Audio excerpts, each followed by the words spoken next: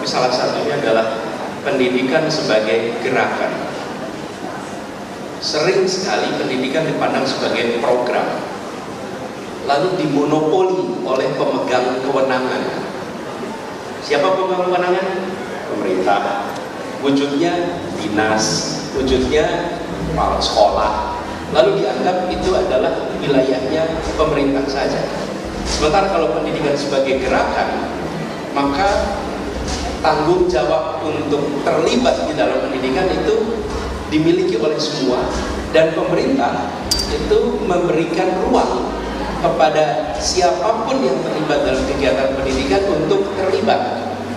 Jadi sekolah kita membuka ruang kepada masyarakat untuk datang, untuk terlibat.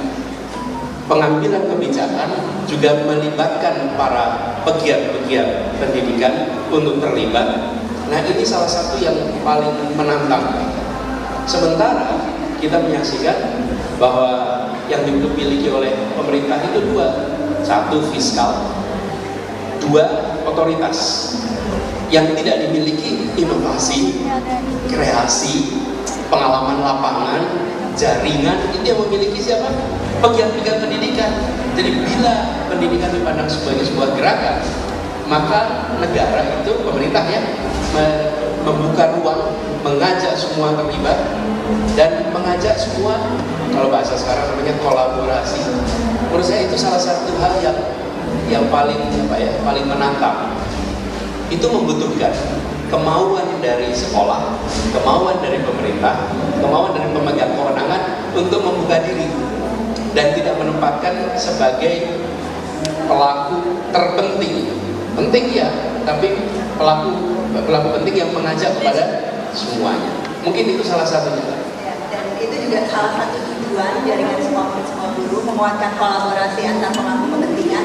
Teman-teman yang belum ke booth-nya SMSG di bawah, itu ada gambaran tentang piramida yang kita gambarkan. Betapa sebelumnya mungkin peran masyarakat itu mensukseskan program pemerintah itu harus dibalik sebetulnya. Bagaimana pemerintah kemudian mengagregasi praktek-praktek baik, menguatkan gerakan-gerakan yang ada di masyarakat. Bahkan saya ingat, saya waktu itu ketika memulai kegiatan Indonesia Mengajar, kami eksplisit mengatakan pendidikan bukan sebagai program, pendidikan sebagai gerakan. Lalu ingat gerakan pemberantasan buta huruf? Itu nanti teman-teman boleh Google di sini. Saya nggak bawa filenya, boleh Google gerakan pemberantasan buta huruf. Lalu ada fotonya Bung Karno. Bung Karno itu di papan tulis menulis A I U E O ya. Tahun 47 atau 48. Lalu banner di atasnya itu tulisannya menarik sekali. Kalimatnya gini, kan biasanya kalau pemerintah bikin acara kan dengan semangat ini maka lakukan ini gitu kan kira-kira. Programnya ini enggak, kalimatnya gini, bantu kami berantas buta huruf. Kata pertamanya apa? Bantu. Jadi negara itu bilang bantu kami. Hari ini negara saya bilang Anda diam saja, kami aja mengerjakan semuanya. Anda bayar pajak, Anda nyoblos kalau pemilu, tapi nggak usah terlibat. Yang ini harus diubah. Bantu kami terlibat dan kemudian muncul gerakan untuk pendidikan. Jadi ruangnya itu buka. Terima kasih Mas Adi. Saya punya catatan teman-teman. Sebetulnya untuk semua menteri yang akan hadir juga nanti di sesi-sesi berikutnya di Belajar Raya, tapi juga untuk mantan-mantan Menteri Agama maupun Mendikbud. Tapi karena yang sedang sama saya sekarang Mas Anies, kami punya catatan Mas Anies. Terima kasih atas banyak sekali legasinya pada saat menjabat sebagai Mendikbud, menginisiasi gerakan sekolah tanpa kekerasan secara masif, mulai dari perubahan paradigma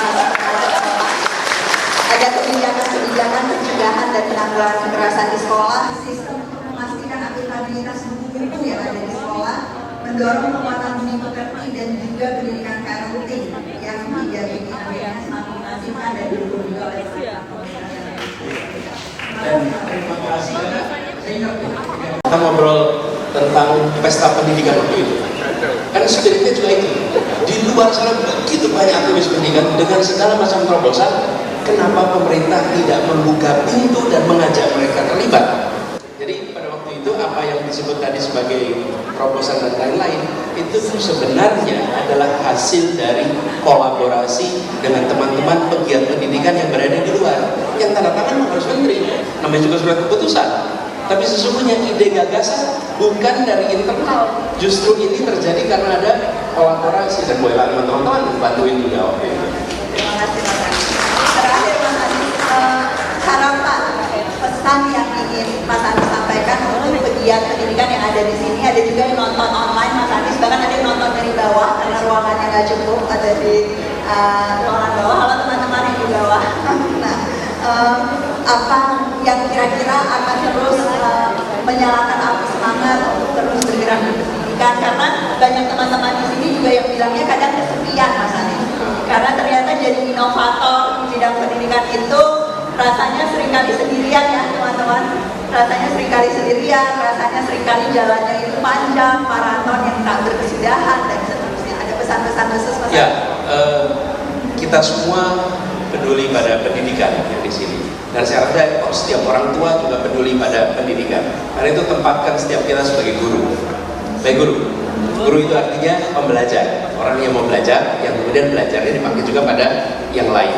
Nah, kami berharap guru-guru termasuk para pegiat itu menjadi pribadi yang menginspirasi, selalu mencari kebaruan, selalu menghadirkan sesuatu yang memancing pertanyaan, yang memancing rasa ingin tahu.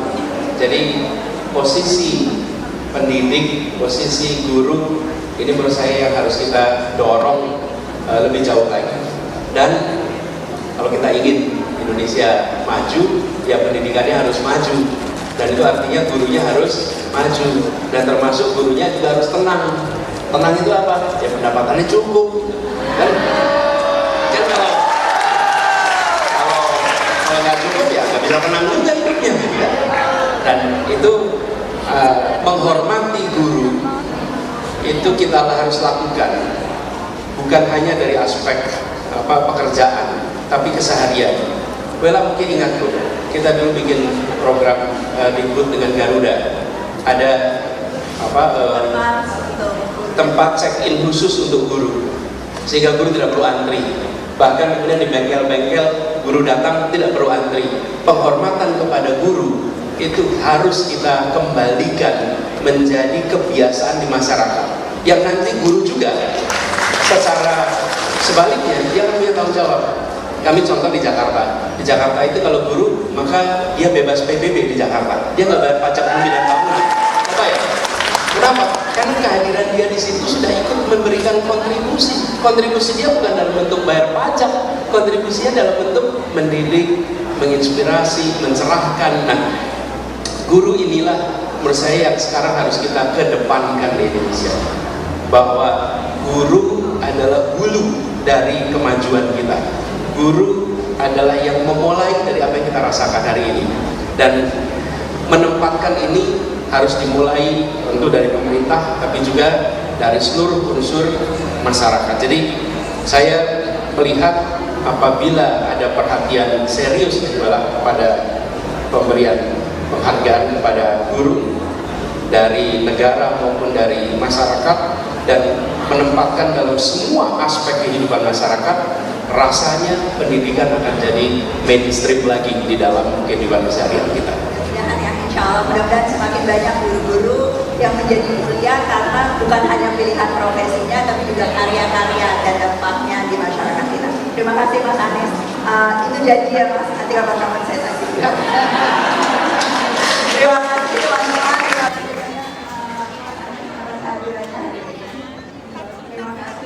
Terima kasih ya, dan jalan terus ya. Mudah-mudahan yang ke depan makin luas. Dan saya dengar dari sebelum acara ada bahkan yang naik bis ke luar kota datang ke sini.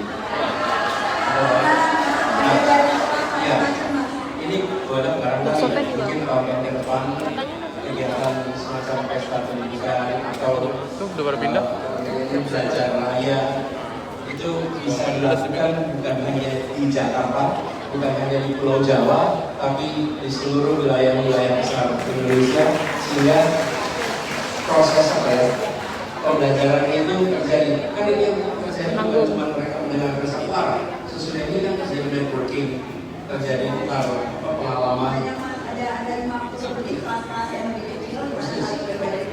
Makanya mudah-mudahan